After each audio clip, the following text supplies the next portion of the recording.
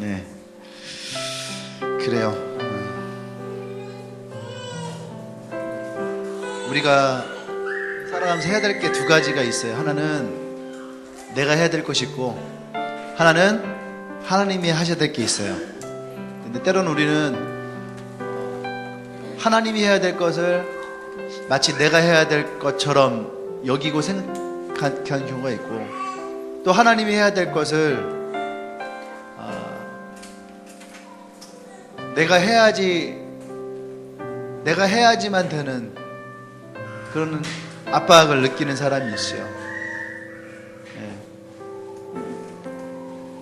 분명한 것은 우리가 해야 될 것은 우리가 해야 되겠지만 하나님이 하셔야 될 것은 그분께 맡겨드려야 됩니다. 아멘. 네. 그래서 여러분들이 유경이가 지금 얘기했던 것처럼 신앙은 어떻게 보면 결단이에요. 결단이에요. 내가 하나님께 나가느냐, 아니면 내가 하나님께 나가지 못하느냐. 오늘 설교의 내용과도 좀 그런 부분이 있지만 어쨌든 또 설교하면서 여러분들 얘기를 하겠지만 여러분들 주님 앞에 나가시길 바랍니다. 할렐루야. 많은 갈등도 있고 많은 어려움도 있고 많은 고민도 있어요. 그게 정상적이에요. 모태신앙인 사람들도 갈등합니다. 왜냐하면 대부분이 다 어릴 때부터 부모의 강요에 의해서 교회를 다녔기 때문에 자기 신앙이 아니에요. 그러니까 갈등이 있는 거예요. 또 교회를 다닌 지 얼마 안 된 사람들도 다 갈등이 있어요. 해야 될 것도 많고 하고 싶은 것도 있고 시간은 부족하고, 그런 갈등이 있는 거는 당연한 거거든요. 근데 그 갈등 속에서 내가 어떠한 길을 걷느냐. 아까 우리 화산이가 멋있는 말을 했던 것 같은데 맞나 모르겠네. 끝을 생각하고 시작하라? 맞아요? 끝날 것을 생각하고 시작을 하라. 우리는 누구나 다 끝이 있죠. 다 끝이 있어요. 끝이 없는 사람은 아무도 없어요. 불교에도 있는 얘기예요. 불교에서도 한 번도 죽음을 맛보지 않은 사람을 찾아라. 그러면은 죽은 너의 아들을 살려주겠다. 불경에 있는 이야기예요. 그래서 어머니가 자기 하나뿐인 외아들을 살리려고 온 동네를 찾아다니면서 죽지 않은 사람을 찾았지만 모든 사람이 다 죽었어요. 그때 붓다가 그 어머니에게 얘기합니다. 너도 죽고 나도 죽고 우리 모두가 죽는 것이 뭐야? 세상의 이치다. 그것이 인생이다. 근데 그 어머니는 절망밖에 못하는 거죠. 왜? 죽으면 끝이니까. 근데 성경을 그렇게 말하지 않아요. 예수 그리스도가 내가 처음이고 나중이다.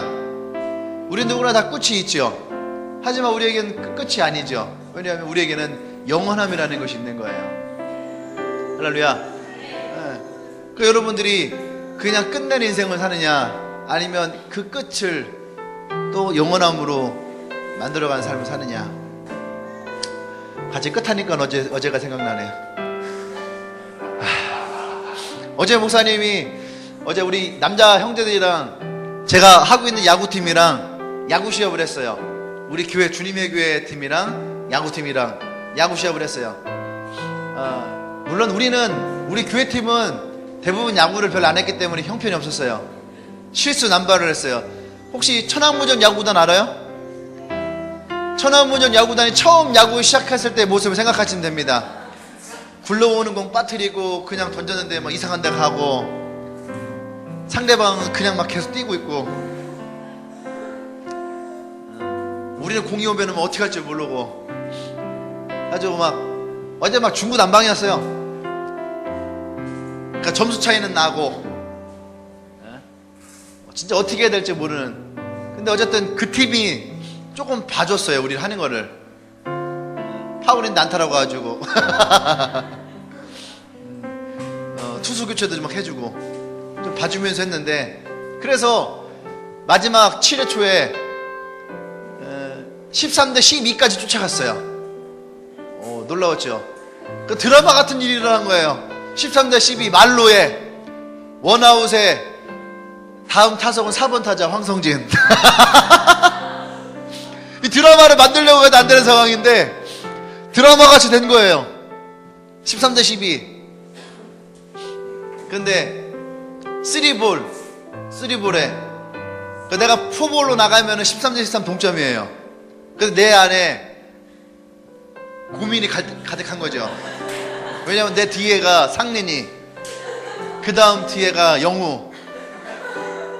상린이가 그러는 거예요. 뭐라냐면, 야, 잘 치는 사람 어때? 영우가 갑자기 상린이가 손 딱 들어요. 저요. 너 잘 쳐?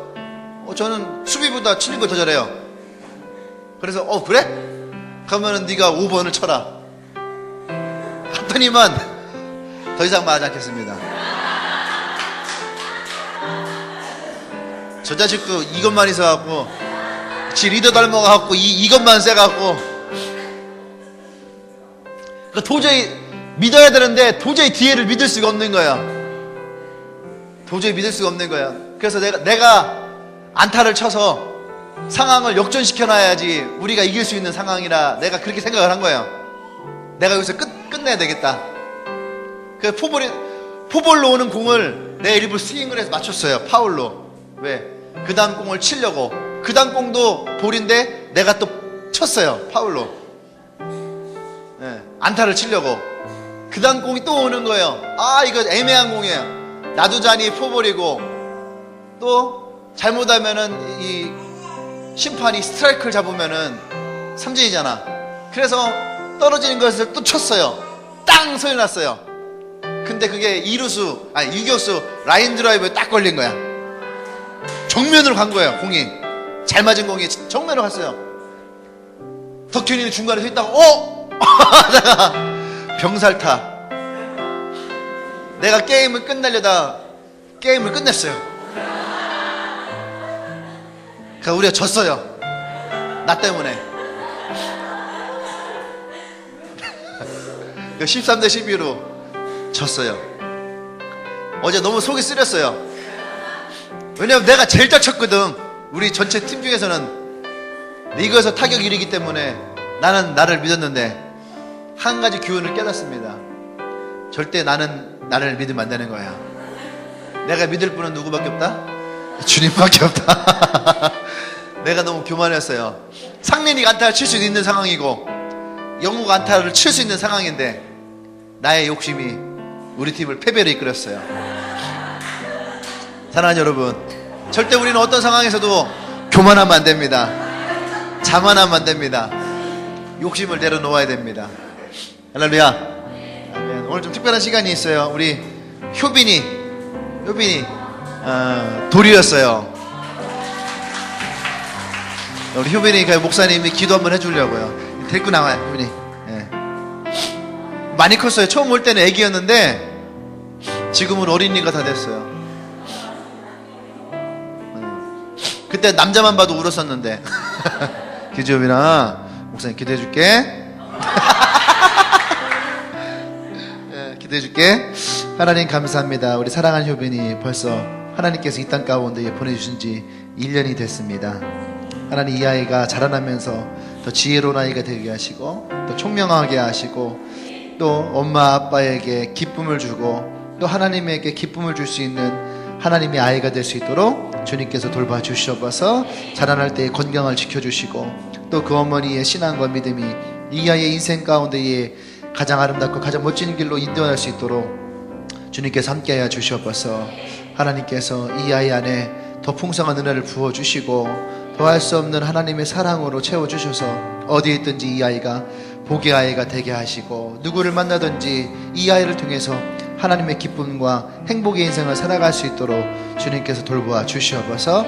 이 아이를 만난 자마다 하나님 기쁨을 누리게 하시고 이 세상에 찌들어 있는 인생 가운데에 참 평안을 누릴 수 있도록 우리 효빈을 통해서 하나님의 기쁨이 전해지게 하시고 또 하나님의 은혜가 전해지게 하시고 또 하나님의 참 평안이 이 아이를 통해서 이루어질 수 있도록 주님께서 돌봐 주시옵소서.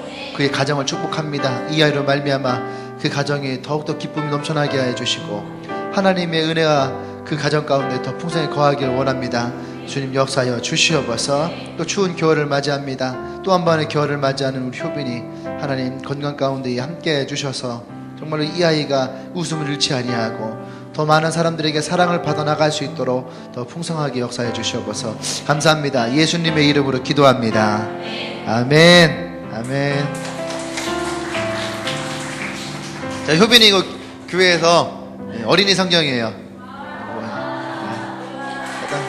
선물, 힘의 선물. 우와, 뽀르르. 안녕. 아이, 웃네. 네. 역시 사람은 선물 받을 때가 가장 행복한 거예요. 네.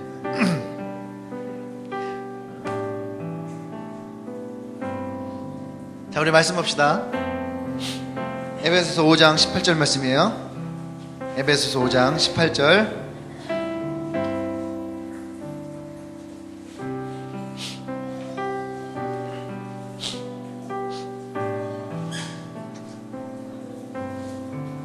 (18절) 8절 아니고 18절.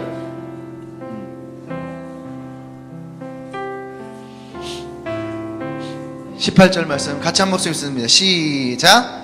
술 취하지 말라. 이는 방탕한 것이니 오직 성령으로 충만함을 받으라. 자, 옆 사람에 얘기하세요. 술 취하지 마세요. 성령으로 충만하세요. 네. 자, 설교 제목 볼까요? 같이 시작. 성령님이 임하시려면 결론을 얘기합니다. 성령님이 임하시려면 옆 사람 얘기하세요. 성령님이 임하시려면 너를 포기해야 돼. 아멘. 네. 그러니까 죽어야 산다라는 말이 있어요. 죽어야 산다. 네. 항상 어떤 깊은 깨달음을 얻든지 아니면은 무술하는 사람들이 궁극의 단계에 오르든지 요리를 하는 사람들이 그 고수의 단계를 들어가든지 어떤 초절정의 자리에 올라가는 그때는요, 모든 게 그래요. 무술이 됐던 요리가 됐던 뭐 패션이 됐던 또 뭐 신앙이 됐던 뭐든 다 하는 얘기가 뭐냐면은 나를 포기해야 된다는 거예요. 나를 포기해야 된다. 예, 나를 포기해야 된다. 나가는 거죠. 예, 그래야지 나를 포기할 때에 새로운 것이 일어난다는 거예요. 신앙도 마찬가지예요. 성령이 임하시려면 궁극적으로는 나를 포기할 수 있어야 됩니다. 예, 오늘 성경 말씀이 술 취하지 말라. 이는 방탕한 것이니. 저는 술을 취하지 말라. 방탕한 것이니 이거의 포커스가 아니고요. 그 뒤에 뭡니까? 그 뒤에 더 중요한 얘기가 뭐예요? 오직 성령으로 충만함을 받으라. 할렐루야. 여러분, 성령으로 충만함을 받기 원합니다. 우리 모두는 살아가면서요, 누군가에게 어떠한 영향을 받아요. 누군가에게 영향을 받고 어떤 것으로부터도 영향을 받아요. 예. 여러분 잘 보세요. 여러분 핸드폰을 누가 통제해요? 핸드폰을 누가 다스려요? 누가 조종해요? 내가 조종하는 거 같죠? 잘 봐요. 미묘하게 그놈들이 나를 조종해요. 이해되십니까? 미묘하게 그놈들이 나를 조종을 해요. 맛도 보세요. 음식 맛. 맛있는 거 좋아하죠? 그죠? 내가 맛있는 걸 찾아 먹지요? 그죠? 근데 잘 생각해 보세요. 미묘하게 그놈들이 나를 조종해요. 마치 나를 찾아와라. 김치찌개를 끓이잖아요. 딱 먹으면서 무슨 생각을 해요? 이 맛이 아닌데? 이 맛이 아닌데? 하고 뭐를 더 넣어요? MS 다시다를 넣지. 다시다 넣고 그래! 이 맛이야. 그게 다시다의 광고예요. 정확하게 표현하는 거죠. 그게 뭐예요? 맛이 누구를 불러요? 나를 부르는 거야. 나를. 내가 조종하는 것 같은데 아니야. 목사님이 무협만화를 좋아합니다. 무협만화. 무협만화 여태까지 내가 거의 한 1000편 이상을 봤을 것 같아요. 엄청나게 많이 봤어요. 또 근래에 봤던 것 중에 하나가 뭐냐면 옛날에 나왔던 건데 이 무연만화의 특징은요, 연재가 길어요. 열혈강호 알아요? 열혈강호? 열혈강호 언제 나온 줄 알아요? 지금 어디까지 갔어요? 지난번 장백산 들어갔는데. 신지 입구 가서 여태까지 장백산에 신지 입구 찾아갔어? 너 참 대단하다. 장백산에서 신지 입구까지 진짜 내가 20년을 봤어. 20년을. 그 작가는요 진짜 양심이 없는 작가예요. 20년 동안 만화책 하나를 쓰고 있는 거야. 내가 대학교 1학년 때 나온 만화예요. 열혈강호가. 대학교 2학년, 저기 20살. 20살. 니네 태어날 때 그 만화가 일어난 거야. 첫 쓴 거야. 그 작가는 양심이 없는 작가예요. 외국 만화가들은요, 만화 하나 쓰잖아요. 막 20년을 쓰면은 그 만화책은 진짜 대가의 손길을 느껴요. 특히 프랑스 만화 중에 파이브 스타 스토리라는 만화가 있어요. 파이브 스타 스토리. 이것은요, 제가 고등학교 2학년 때에 5권이 나왔었어요. 고등학교 2학년 때 5권. 그러니까 이 만화책이 언제 나왔는지는 몰라요. 내가 고등학교 2학년 때 5권이었어요. 근데 20몇 년이 지났잖아요. 지금 몇 권까지 나왔을까? 12권까지 나왔어요. 12권. 그 사이에 7권밖에 안 나온 거야. 2년에 한 권도 안 나온, 2년에 한 권도 아니죠. 3년에 한 권 나온 거야. 3년에 한 거야. 대단한 만화야. 근데 그 만화를 보면은 이 작가는요, 파이브 스타 스토리라고 하는 이 만화책의 작가는요, 어마어마해요. 이 배경 그라운드가. 그래서 그 만화책을 읽기 위해서 만화책을 이해하는데 필요한 책이 이만해. 두꺼웠기가. 이 책을 읽어야지 백과사전 같은 책이 있어요. 용어 설명해주고 막 이런 책이 공부를 해야지 그 만화책을 읽을 수 있는 희한한 만화예요. 근데 열혈강호는 그런 책이 아니에요. 그런 만화책이 아니고 그냥 누구나도 쓸 수 있는 만화책이에요. 그걸 20년 쓰니 얼마나 양심 없는 작가야. 목사님 좋아하는 작가 중에 야설록이라고 해서 야설록. 무협책에도 많이 나오는데 야설록. 기죠 김선혜 집사님? 야설록이라 했는데 이분은요, 일주일이면은 만화책 30권이 나와. 일주일이면은. 이분은 대단한 분이야. 어떤 사람은 일생을 쓰는데 어떤 사람은 일주일이면 나와. 일주일이면. 그분 만화를 내가 웬만큼 봤다 생각했는데 아니더라고.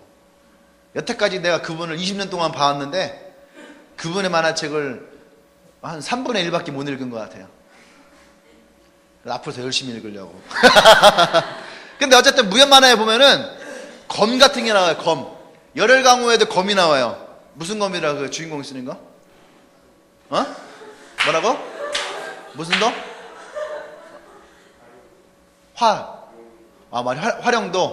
활용도라는 검 같은 게 있어요. 하여튼 그런 검이 있어요. 사람이 그 검을 가지고 싸우지만 나중에는 어떻게 되냐면 검이 사람을 불러요.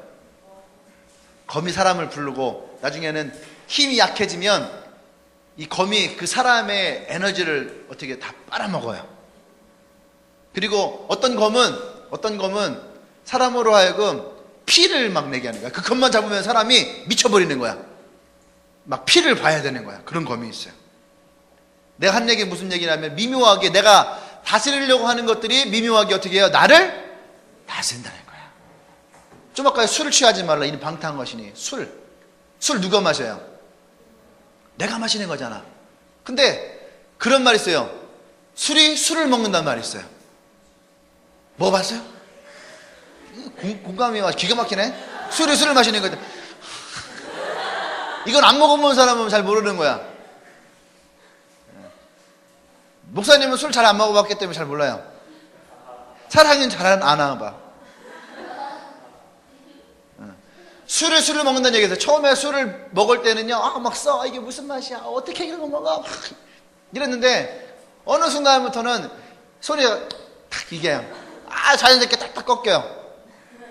어떤 순간 갑자기 이제 소맥을 즐기기 시작하고, 소백산맥이 없으면 산을 넘을 수가 없고. 소백산맥이 뭔지 알아요? 소주, 맥주, 소백, 산사춘, 맥주. 소백산맥 뭐 이런 것도 있고, 그 다음에 또 뭐 있더라?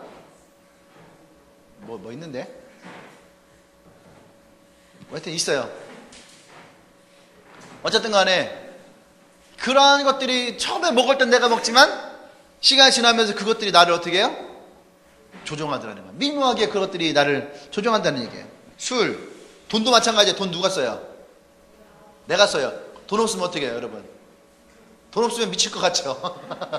돈 없으면 미칠 것 같아. 세상 사람들 잘 봐요. 돈은 내가 써요. 근데 부자들은 그 원리를 알아요. 부자들은 그 원리를 알기 때문에, 왜냐하면 돈에 죽고 살아봤기 때문에 돈이 얼마나 무서운 줄 알아요. 그래서 옛날에 뭐 돈의 화신, 뭐 이런 거 돈에 대한 게 많이 나왔어요. 이제 쩐의 전쟁. 그 다 이야기를 들어보면은 돈을 제일 많이 갖고 있는 사람들이 돈이 얼마나 무서운지 알고 있어요. 왜? 자기네가 돈에 의해서 손가락도 잘라보고 팔도 잘려보고, 또 어떤 사람들은 돈 때문에 자기 딸도 팔고 마누라도 팔고 집도 팔고 다 파니까. 돈이 얼마나 무서운지 알아요. 더 무서운 건 도박 같은 거. 정선 가면은 내 친구는 아니죠. 나가 훨씬 나이가 많으니까. 동기 목사님이 정선 앞에 버스 세워놓고선 교화하는 그런 사역을 해요. 근데 그분이 딱 얘기하는 거 들어보면요, 도박하는 사람들은요 이미 정신이 나가 있어요. 처음에는요 막 5,000원, 10,000원 가지고 이렇게 즐기려고 재미로. 근데 어느 순간 막 5억, 10억. 서울에 있는 큰 교회 목사님 중에 한 분도 도박에 빠져갖고 밤에 12시, 11시에 정선을 가서 밤새도록 도박을 해. 밤에. 그렇게 하고서 새벽 4시에 새벽 기도하러 오는 거야. 밤새도 도박을 하고. 그런 삶을 몇 년을 사는 거야. 가지고 막 교회 돈을 다 횡령해갖고 막 20몇 억, 30몇 억을 막 횡령한 거야. 도박하냐고. 다 날리고. 목사님 중에도 그런 분이 있는데 일반 사람들 중에는 얼마나 많겠어요. 가면은 그런 사람들 천지라는 거예요. 처음엔 내가 즐기려고 하지만 그것들이 나를 조종한다는 거죠. 그래서요, 사람이 무엇에 지배를 당하고 있는지 상담을 해보면요, 상담자는 정확하게 그 사람이 무엇이 문제가 있는지를 집어냅니다. 할렐루야. 어느 날 농협에 현금을 인출할 일이 있어서 갔는데 갑자기 어떤 아저씨 하나가 오더니, 들어올 때부터 분위기가 심상치 않았어요. 막 오더니 막 하더니 갑자기 뭐야! 막 이래 가더니 갑자기 옆에 창구로 가는 거예요. 창구 가더니 거기 있는 아가씨한테 인출기가 고장났으면 고쳐야 될 거 아니야! 이게 뭐야 이게! 그런데 아가씨는 막 깜짝 놀라는 거죠. 뭣도 모르는데 갑자기 와서 그러니까, 죄송합니다 손님, 고장났네. 인출기를 향했고, 저희 기가 고장났잖아! 왜 올 때마다 고장이 나는 거야? 당신들 일을 이거밖에 못해? 그랬더니 여러분 잘 보세요. 거기 기다렸던 사람들도 갑자기 분위기가 바뀌어요. 분위기가 바뀌어요. 맞아. 왜 고장이 잘 나? 막 그러는 거예요. 근데 내가 볼 때에 이 아저씨는 이미 거기에 들어오기 전에 마음이 상해 있었어요. 뭔가 안 좋은 일이 그 안에 있었다는 얘기예요. 근데 사람들은요, 그 사람에 의해서 거기 있던 사람들도 갑자기 어때요? 영향을 받기 시작하는 거예요. 그 사람 때문에. 사람은 누구나 어디에서나 어떤 것이든지 좋은 영향을 받을 수도 있고 나쁜 영향을 받을 수도 있어요. 할렐루야. 아멘. 근데 우리는 잘 들으세요. 예수를 믿는 사람들은 하나님의 백성입니다. 하나님의 백성은요, 구약시대에는 하나님의 언약을 통해서 하나님의 백성이었고, 신약시대에는 예수 그리스도의 구원을 통해서 우리는 하나님의 백성이 됐어요. 아멘? 그래서 하나님은 우리를 구원하신 목적이 성령에 계시는 성전으로 살기 위해서 우리를 구원하셨다는 얘기예요. 아멘? 그래서 성경은 우리를 뭐라 합니까? 성령의 전이다라고 얘기를 해요. 성령의 전이다. 성령의 전이라고 할 때 이 전이라는 표현은 성전에 가면은, 교회를 가면은 바깥에를 뜻하는 것이 아니에요. 성령의 전이라는 것은 그 안을 얘기하는, 지성소 안을 얘기하는 거예요. 우리 얘기하면 이 예배당 안, 이 강대, 이 앞을 얘기하는 거예요. 그래서 그것은 뭐냐면 하나님의 임재가 임하는 곳, 하나님의 영광을 볼 수 있는 것, 그걸 쉐케나이라고 하는데, 하나님의 영광을 볼 수 있는 곳, 이곳이 바로 성전이라는 거죠. 성령의 전. 나와 여러분들은 그 하나님의 성령의 전이 내 안에 있다는 얘기예요. 아멘. 그래서 여러분들은 누구나 다 성령 하나님을 어떻게 해요? 볼 수 있다는 얘기예요. 성령을 통한 하나님의 임재는요, 이 교회가 가지고 있는, 다른 종교와는 다른 교회가 가지고 있는 아주 독특한 점이에요. 유대교, 이슬람교, 불교, 이러한 종교는요, 그들이 믿는 신이 그들의 백성 가운데 임한다라는 표현을 쓰지 않아요. 그들은 그들이 가지고 있는 어떠한 율법이라든지 또는 교리라든지 이런 걸 통해서 그 사람들을 변화시키고 그 사람들이 그것을 따라가기를 원해요. 그런데 예수의 복음은 그렇지 않다는 얘기예요. 예수를 믿는 사람들에게는 내주하시는 성령, 다시 말해서 내 안에 계시는 성령을 통해서 변화가 된다는 얘기예요. 이것이 우리와 다른 종교와 다른 차이예요. 성령이 우리 안에 들어와 계신다는 거예요. 그래서 우리는 누구에게 바깥으로부터 영향을 받는 것이 아니라 우리는 어떻게 해요? 내 안에 있는 성령을 통해서 우리는 영향을 받아야 된다는 얘기입니다. 할렐루야. 아멘. 그래서 하나님의 구원의 계획은 우리가 성령으로 충만한 삶을 살아가는 것이에요. 다시 말하면 우리가 내 안에 계신 성령님으로 말미암아 그분과 더불어 충만한 삶을 살아가는 것, 그것이 하나님이 우리를 구원하신 계획 가운데 있다는 얘기예요. 그 성경을 보십시오. 술 취하지 말라. 이는 방탕한 것이니 어떻게 해요? 오직 성령으로 충만함을 받으라. 충만함이란 무엇이냐? 충만함은요, 넘쳐 흐르는 거예요. 넘쳐 흐르는 것, 그냥 가득 있는 것이 아니라 충만하다는 것은 넘쳐 흐르는 것, 넘쳐나는 것, 이것이 충만함이라는 거예요. 여러분이 받았던 사랑을 누군가에 전하잖아요. 그것이 바로 충만한 거예요. 내가 받은 은혜를 누군가에게 말하고 싶은 게 있잖아요. 이것이 충만한 거라는 거예요. 할렐루야. 또 흘러간다. 에스겔서 47장에 보면은 발목에서부터 물이 차올라서 내 머리 위로 흘러서 문지방을 넘어 그것이 흘러가잖아요. 할렐루야. 그것이 바로 충만하다는 얘기예요. 그러면 이 성경에서 말하는 충만함을 받으라라는 말은 뭐냐? 충만함을 받으라. 이 말은 뭐냐면 성령의 인도를 받아라. 또 성령의 다스림을 받으라라는 말이에요. 할렐루야. 오늘날 그리스도인들이 믿는다고 하면서요, 성령에 순종하지 않는 신자들이 너무나 많아요. 이것은 오늘 한국교회가 고민해야 돼. 심각하게 고민해야 될 생각이에요. 왜 사람들이 교회를 떠나갈까? 왜 사람들이 교회에 오지 않을까? 그것은요, 결국에는 이들이 성령 가운데 살아가지 않다는 얘기입니다. 할렐루야. 그래서 우리는 성령의 다스림 가운데 살아가야 될 이유가 있다는 거예요. 성경은 우리에게 성령의 다스림 가운데 살아가는 것이 중요하다는 것을 얘기합니다. 대표적으로 사도행전 6장을 보면은요, 어떤 얘기가 나오냐면 최초에 집사를 뽑는 게 나와요. 집사를 뽑는 게 나오는데 왜 집사를 뽑게 된다냐? 야, 우리가 복음을 전하려고 하니까 복음을 효과적으로 전하기 위해서 그럼 집사를 세우자. 아니었어요. 그럼 우리 교회가 여러 가지 많은 일을 해야 되는데 교회 일을 나눠서 해야 되니까 효과적으로 집사를 뽑자. 아니었어요. 성경에서 집사를 뽑았던 가장 중요한 이유는 뭐냐면 그때 당시에 식량을 배급하는 문제가 있었어요. 식량을 배급하는 문제. 그런데 이 식량을 배급하는 데에 문제가 생겼는데 그 문제가 뭐냐면은 그리스 계통의 유대인이 있었고 그 다음에 히브리 계통의 유대인이 있어요. 다시 성경에서 얘기하면은 헬라파 유대인과 히브리파 유대인이 있었어요. 이게 되죠? 우리 얘기를 하면은 전라도 기독교인과 경상도 기독교인이 있는 거죠. 어떤 의미인지 알겠죠? 그런 어떠한 보이지 않는 싸움이 있는 거예요. 안에서 권력 싸움. 그런 것이 있는 거예요. 그래서 사도들이, 예수님의 제자들이 그것을 보다가 안 되겠다, 우리가 사람을 세워야 되겠다, 그렇게 생각을 한 거예요.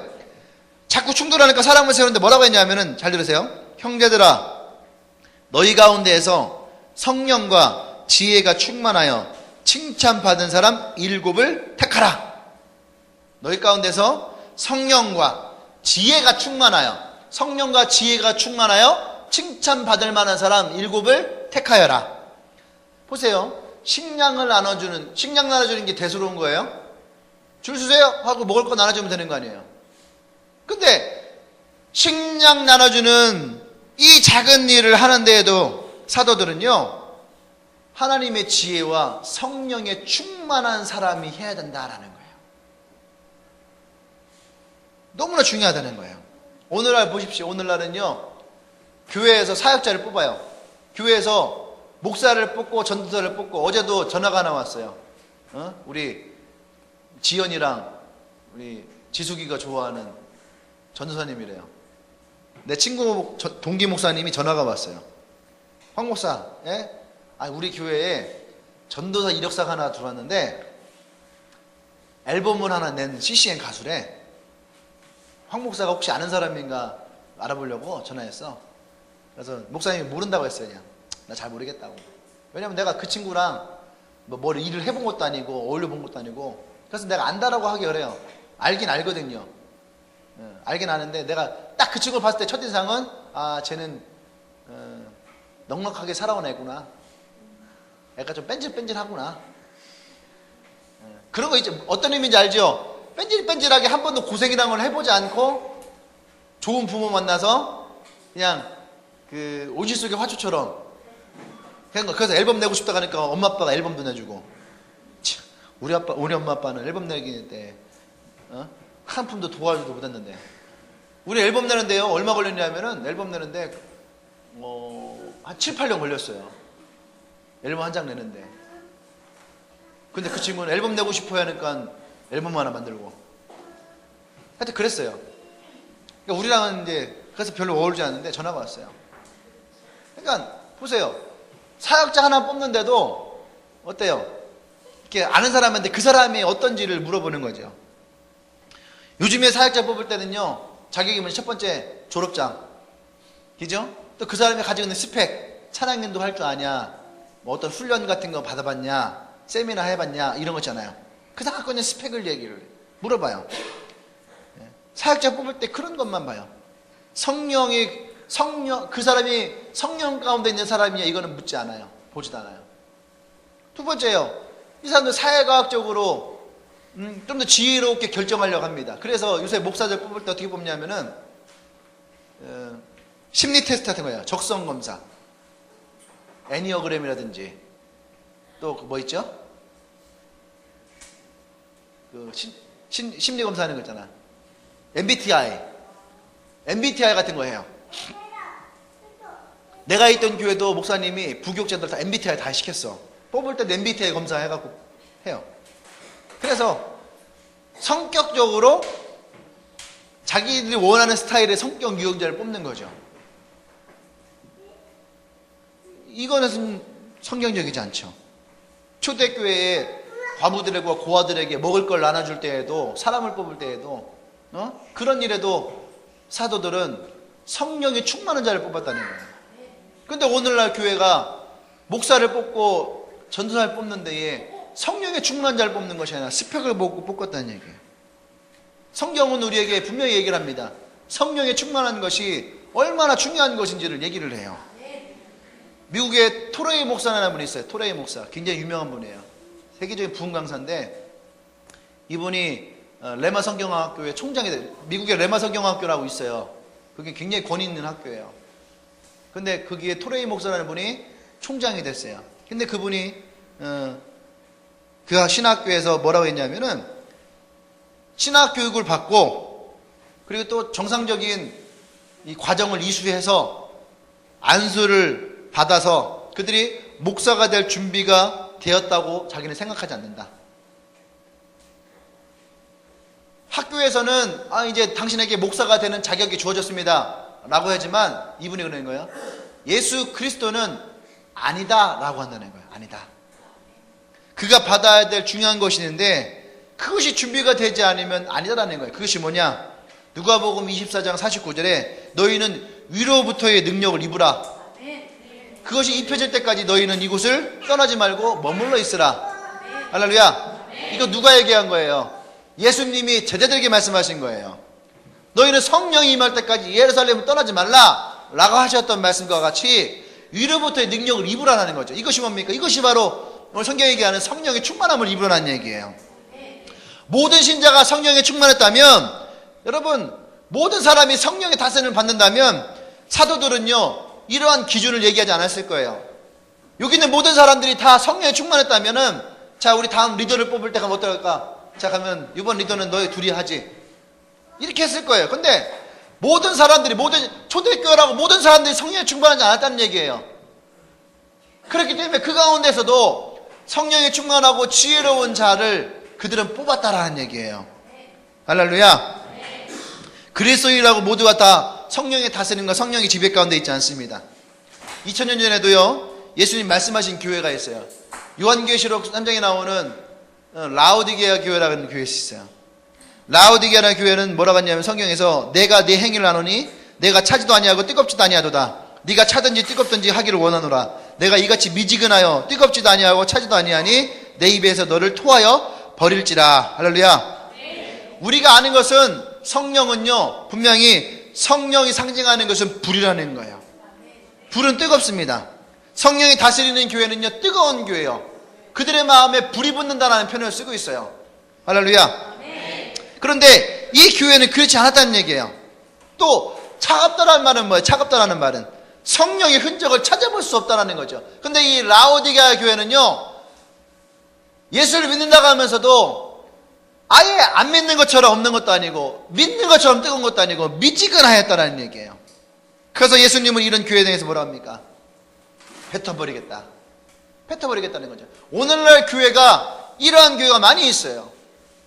분명히 교회인데 성령에 뜨거워서 성령에 불이 붙는 교회가 있는 반면에 어떤 교회는 전혀 그런 흔적을 찾아볼 수도 없는, 그냥 와서 세상적인 얘기하고 정치적인 얘기하고 그러하고 또 그 사람들의 마음을 위로하고 돌봐주는 것만으로 교회가 마치 그런 사람들을 위한 것처럼 성령의 역사 이런 것들은 찾아볼 수 없는 이러한 교회들은 라오디게아 교회 같은 교회라는 얘기입니다. 할렐루야. 그리스도의 영이 있는 교회, 그리스도의 영이 함께하는 교회는요 한마디로 우리말로 하면요 흥이 난다래. 흥. 함께 있으면 즐겁고 재미있고 좋다는 얘기예요. 하지만 이런 얘기하긴 그렇지만 교회가 예수 그리스도의 이름에 먹칠을 하는 교회들도 많이 있어요. 그 교회 때문에, 그 교회 사람들 때문에, 그 교회 목사 때문에 예수가 욕을 먹고 교회가 욕을 먹는 그런 교회들도 있습니다. 사도 바울은 에베소교에 분명히 얘기합니다. 술 취하지 말라. 이는 방탕한 것이니 오직 성령으로 충만함을 입으라. 할렐루야. 모든 그리스도인들이 이미 성령으로 충만했다면 사도 바울은 이렇게 강하게 말했을 까닭이 없어요. 이 에베소 교회는 좋은 교회라고 했거든요. 근데 이 교회를 향해서도 뭐랍니까? 술 취하지 말라. 두 가지가 있었을 거예요. 정말로 술을 많이 먹는 사람도 있었을 거예요. 네. 오늘날 교회 교인들 중에도요 이것에 대해서 그냥 흘려버리는 사람들이 많아요. 장로님들, 권사님들 집에 가면은 뭐 인삼주 들어있고 뱀주 있고 뭐 있잖아요. 뭐 더덕주 같은 거 있고 그런 게 왜 있는지 몰라요. 가면 뭐 좋은 양주를 막 해놓고, 내가 아는 장로님 중에, 내가 전에 있던 교회 장로님 중에 한 분도 학교 교감 선생님인가 교장 선생님이에요. 굉장히 인품도 좋으세요. 성품도 되게 좋으시고. 어느 날 홈플러스에서 만났어요. 나를 딱 보더니 장로님이나 권사님이 되게 존경받는 분이에요. 그 아들들도 하나는 연대 치대를 나왔고 하나는 여기 건대 의대를 나왔어요. 그러니까 막 뭐랄까 막 안으로 바깥으로 다 존경받고 남들에게 다 부러움을 사는 그런 분들이에요. 그런데 어느 날 홈플러스에 만났는데 카운터 계산하는데 딱 왔는데 나를 딱 보더니 갑자기 이분들이 당황을 하는 거야. 안녕하세요 장로님. 아이고 권사님 안녕하세요. 인사가 딱 이게 뭘 샀는가 이게 실력을 딱 봤는데 위에 내가 기억에는요 산사춘이었을 거야. 산사춘 술 복분자 이게 몇 병이 이렇게 올라와 있는 거야. 몇 병이. 그러니까 모른 척하고 지나갔어요. 모른 척하고 지나갔어요. 지금까지도 그쪽에서는 한 번도 내가 이 얘기를 해본 적이 없어요. 교회 안에도 존경받던 존경받지 않던 교회 안에도 이런 사람들이 많이 있다는 얘기입니다. 에베소 교회에도 그런 사람도 있었을 거예요. 실제 술 가운데 있던 사람도 있을 거예요. 또 하나는 이들이 술과 다르게 또 방탕하는 삶을 살아가는 사람들이 많았을 거예요. 에베소라는 곳이 굉장히 음란한 지역이에요. 우리가 아마 내년 여름에 성지순례를 아마 갈 겁니다. 터키로. 터키에 가면 에베소 교회가 있어요. 에베소 교회 가면은 에베소 신전 같은 게 있단 말이에요. 그 신전에 가면은 얼마나 음탕하냐면은 남자 성기를 신격화해 놓은 거예요. 가보면 되게 민망해. 사진도 내가 옛날에 보여줬었는데 기억나나 모르겠어요. 레마 성경학교 할 때 우리 신약통동 할 때 내가 사진도 보여줬었는데 되게 막 민망하게 남자 성기를 막 해놓고 있어요. 그러니까 그 지역 자체가 굉장히 음탕해요. 그러니까 방탕한 사람들이 많이 있었을 거라는 얘기입니다. 에베소 교회를 향해서 이 사도 바울이 이런 얘기를 해요. 근데 여러분 이 사도 바울은 이 말을 하기 앞서 다시 이렇게 얘기를 합니다. 처음에 15절과 17절에 그런즉 너희가 어떻게 행할지를 자세히 주의하여 지혜 없는 자같이 하지 말고 오직 지혜 있는 자같이 하여 세월을 아끼라. 때가 악하니라. 그러므로 어리석은 자가 되지 말고 오직 주의 뜻이 무엇인지 분별하라.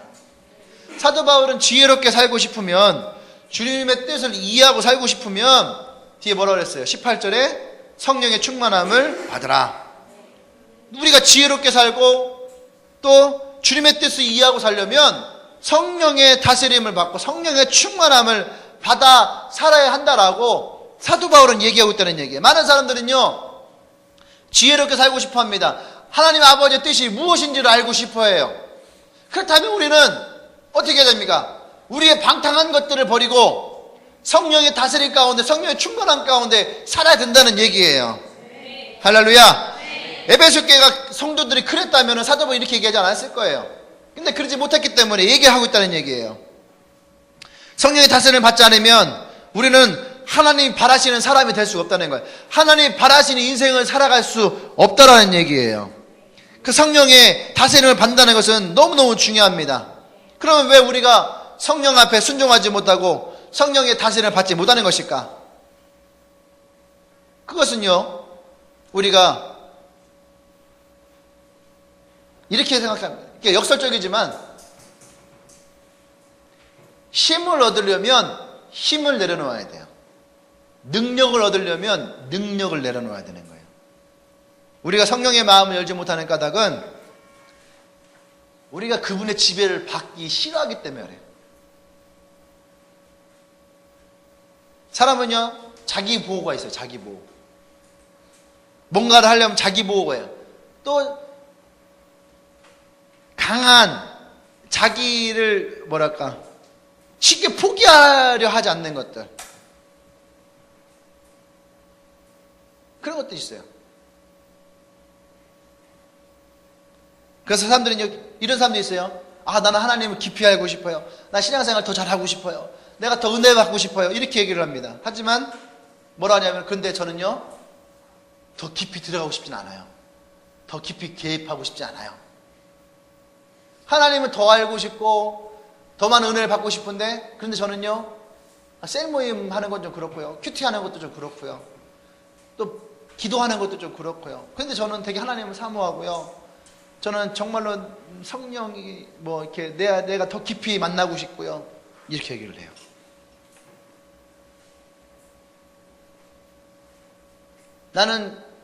나는 신앙생활을 더 잘하고 싶어요. 그런데 저는요, 광신도자들처럼 그렇게 다니고 싶진 않아요. 이렇게 얘기를 해요. 이게 어쩌면은 많은 사람들 심정이에요. 하지만 교회의 출발은 그렇지 않았어요. 교회는 하나님께 순종하고 성령의 지배를 받는, 성령의 인도를 받는, 성령의 충만한 그리스도인들에 의해서 시작이 되었다는 거예요. 할렐루야. 어떤 사람들이 얘기합니다. 교회는 너무 급진적이에요. 교회는 원래 급진적이에요. 그것이 주님의 방법입니다. 나는 천천히 변하고 싶어요. 나는 천천히 따라가고 싶어요. 아직 나는 그렇게 따라갈 만큼 그렇지 않아요. 근데 주님은 오늘 주님 만나서 성경을 보세요. 소경 바디메오가 있어요. 소경 바디메오. 이 사람은 태어날 때부터 눈이 보이지 않던 사람이에요. 근데 그가 지난 몇십 년 동안을 눈이 보이지 않는 인생을 살아왔어요. 그러다 예수를 만났어요. 예수를 만나고 그거 어떻게 됐습니까? 눈을 떴어요. 만약에 우리는 점진적인 것을 원한다면 예수를 만나고 10년, 20년을 지나면서 조금씩 시력이 회복되어지길 바라야 될 거예요. 근데 자기 인생에는 이런 기적들은 단번에 일어나기를 원해요. 돈 많이 벌고 싶죠? 왕창 벌고 싶죠? 모든 사람들 똑같은 거예요. 다 돈을 갑자기 벌고 싶어요. 그래서 로또를 하는 거예요. 일확천금을 받기 위해서. 되죠? 근데 마치 여러분들 진짜로 점진적인 인생을 살아가기 원한다면 여러분들은 20년, 30년 살아가면서 돈을 조금씩 벌어야 돼요. 지금은 10만 원, 내년은 11만 원, 그 다음 12만 원, 13만 원. 10년이 지나면 어떻게 해요? 10년이 지나면 100만 원, 20년이 지나면 그때 200만 원, 30년 지나면 그때 300만 원. 그런데 지금은 여러분 어때요? 지금은 안 그래요. 보세요. 내가 지금 처음 들어갈 때부터 난 연봉 3,000원 받아야지 돼. 응? 난 대기업에 들어갈 거야. 그래서 연봉 3,500원 받아야지 돼. 그런 것에 대해서는 급진적인 것을 원해요. 아니, 한 달 용돈 10만 원 받던 아이들이 왜 다음 달 월급은 300만 원을 받으려고 그래? 왜 그런 것은 급진적인 걸 원해요? 투지폰 썼던 사람은 어떻게 돼요? 3G폰 폴더부터 시작해야지. 투지폰 썼던 사람이 갑자기 LTEA를 쓰려고 하고. 너무 급진적이잖아. 안 그래? 투지폰 번호만 누르던 사람들이 어떻게 그 폰을 써요? 근데 사람들은 욕심이 있단 말이에요. 그걸 갖고 싶어 해. 그걸 쓰고 싶어 해. 자기의 욕심에는 급진적인 걸 원해요. 근데 이상하죠? 왜 유독 신앙만은 급진적인 것을 원하지 않을까? 근데 주님의 방법은 그렇지 않았어요. 주님은 그분에 의해서 변화되는 것을 때로는 급진적으로 나가십니다. 이게 주님의 방법이에요. 어떤 사람들은 초대교회보다 지금의 교회가 훨씬 더 많이 발전했다 얘기를 해. 물론 세련됐겠죠. 훨씬 더 조직적이죠. 훨씬 더 효율적일 수는 있어요. 그런데 여러분 보십시오. 그렇게 발전된 기독교의 영적인 결과는 뭐예요? 초대교회는 세련되지 못했습니다. 조직적이지 못했어요. 근데 성경을 보세요. 사도행전 2장에서 그들이 성령을 받습니다. 그리고 사도행전 4장이 끝나기 전까지 불과 며칠 사이에 그들은 수천 명의 영혼에게 복음을 전하고 그들이 예수를 믿기 시작했어요. 근데 이렇게 세련되어지고 재정적으로 충분하고 훨씬 조직적이고 계획적인 교회들은 그러면은 그들의 삶은 어떻습니까? 그들의 교회는 어때요?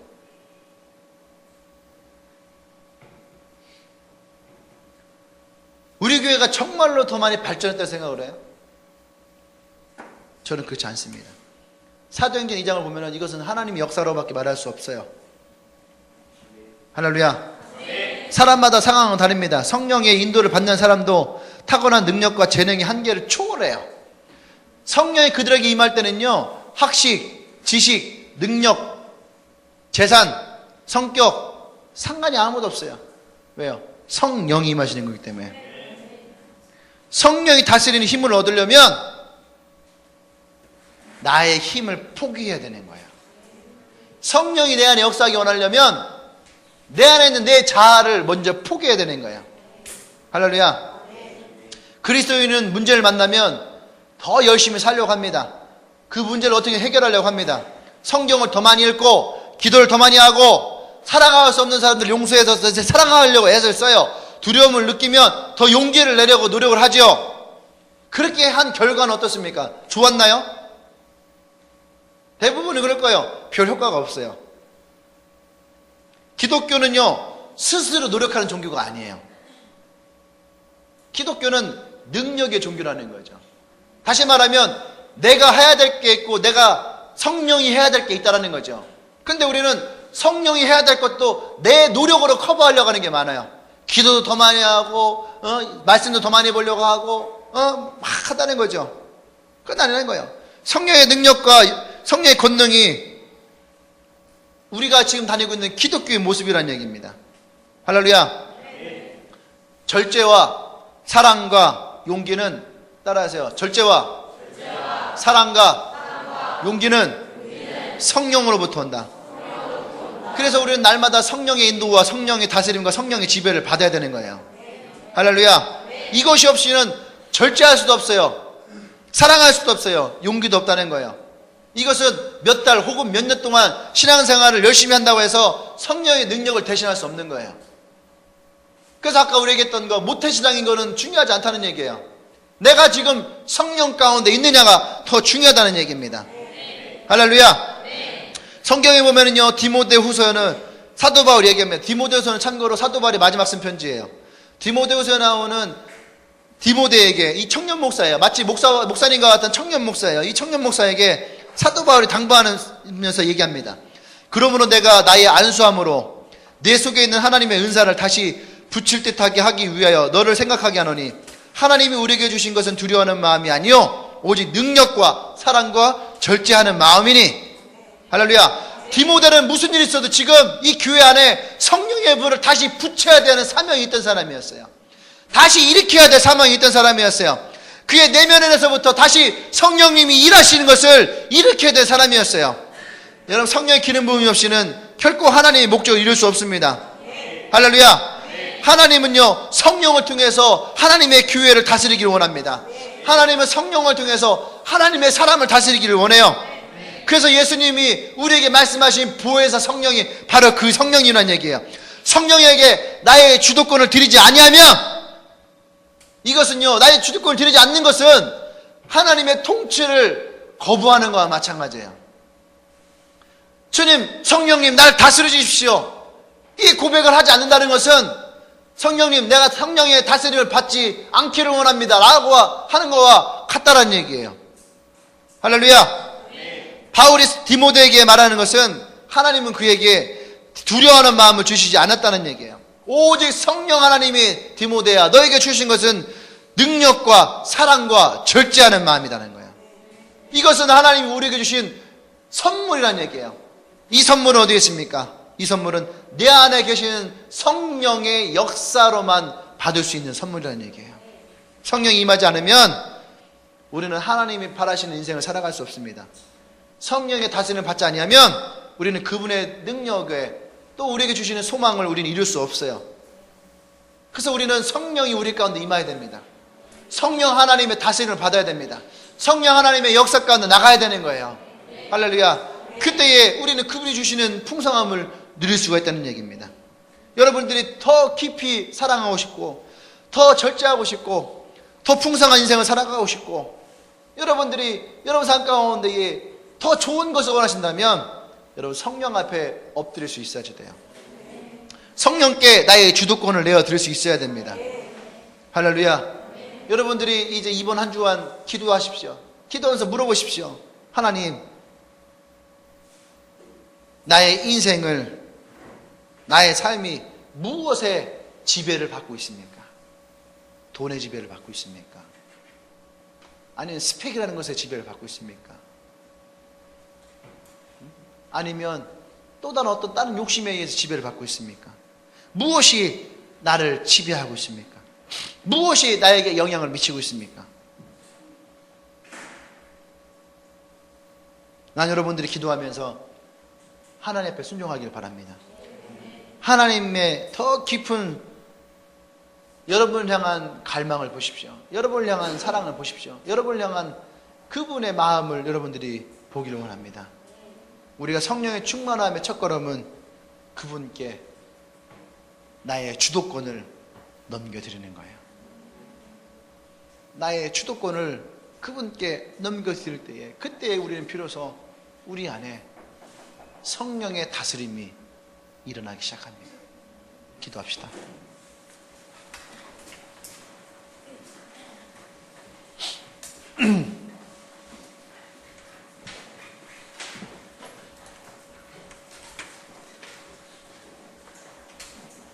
여러분들은 더 성숙해졌습니까?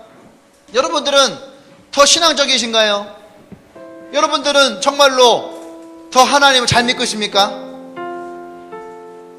여러분 정말로 그리스도인의 인생을 살아가고 있습니까? 무엇을 통해서 여러분들은 그것을 말할 수 있나요? 무엇을 통해서 여러분들은 내가 더 좋아졌다라고, 더 깊어졌다라고 말할 수 있나요? 성경은 우리에게 얘기합니다. 술과 같은 방탕함을 버려라. 오직 너희 안에 성령으로 충만함을 받아라. 여러분의 삶은 성령으로 충만하십니까? 왜 내가 성령 안에 충만하지 살지 못할까요? 무엇이 여러분들로 하여금 성령 충만한 인생을 살아가는 것을 가로막습니까? 그것은 내 마음의 주도권이 그것에게 있기 때문에 그래요.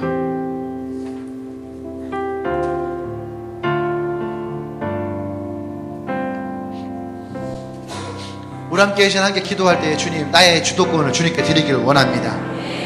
나의 삶에 성령의 충만함이 일어나기를 원합니다. 할렐루야. 그렇게 우리 하나님 앞에 이 시간에 전심으로 기도하며 나아가십시다. 함께 기도하겠습니다. 여러분 마음 깊은 곳을 향해 나가세요. 나의 내면 깊은 곳에 나의 성령님을 향해 나가십시다.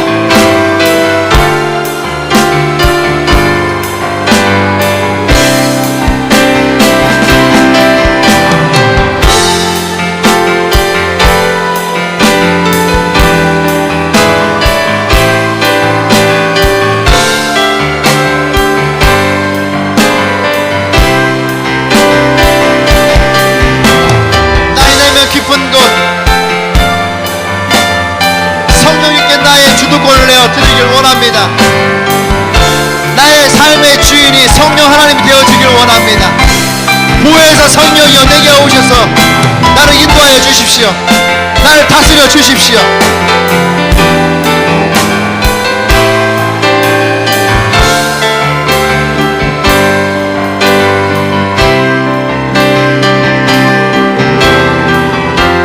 할렐루야. 사랑하는 여러분, 정말로 우리가 예수 그리스도를 나의 구주로 영접하고 믿기를 원한다면, 정말로 나의 삶이 하나님을 만나 내 인생이 달라지고 변화되기 원한다면, 우리는 그의 첫 시작이 성령이 내 안에 있어야 됩니다. 성령이 나를 다스릴 수 있어야 됩니다. 나의 주도권이 그에게 넘어갈 수 있어야 됩니다. 그때 우리는 하나님이 주시는 능력을 경험하게 될 것이고, 내 안에 절제를 배우게 될 것이고, 인내를 알게 될 것이고, 긍휼과 사랑을 알게 될 것입니다. 그것이 성령이 우리 가운데 임하시는 하나님의 능력이라는 거예요. 할렐루야. 난 여러분들이 그 하나님 앞에 나가기를 원합니다. 그 성령님을 만나기를 원합니다. 할렐루야. 할렐루야. 하나님, 그렇습니다. 우리 모두가 그 성령 앞에 나가기를 원합니다. 성령에 충만하기를 원합니다. 성령의 다스림을, 성령의 임재하심이 있기를 원합니다. 성령의 능력이 우리 가운데 임하기를 원합니다. 내 안에 있는 나의 자유와 나의 능력을 포기하기 원합니다. 하나님 역사하여 주시옵소서. 내가 죽고 내 안에 오직 그리스도가 살기를 원합니다. 할렐루야. 그것이 나의 삶 가운데에 하나님의 능력이 되게 하여 주시옵소서. 이제는 우리 주 예수 그리스도의 은혜와 하나님의 크신 사랑과 성령의 기둥 역사하심이 이제 내 안에 나의 성령님께 나의 주도권을 내어드리며 그분의 다스림을 받기로 결단한 주님의 교회 모든 성도들을 위해 지금부터 영원토록 함께 하시기를 간절히 축원하옵나이다. 아멘.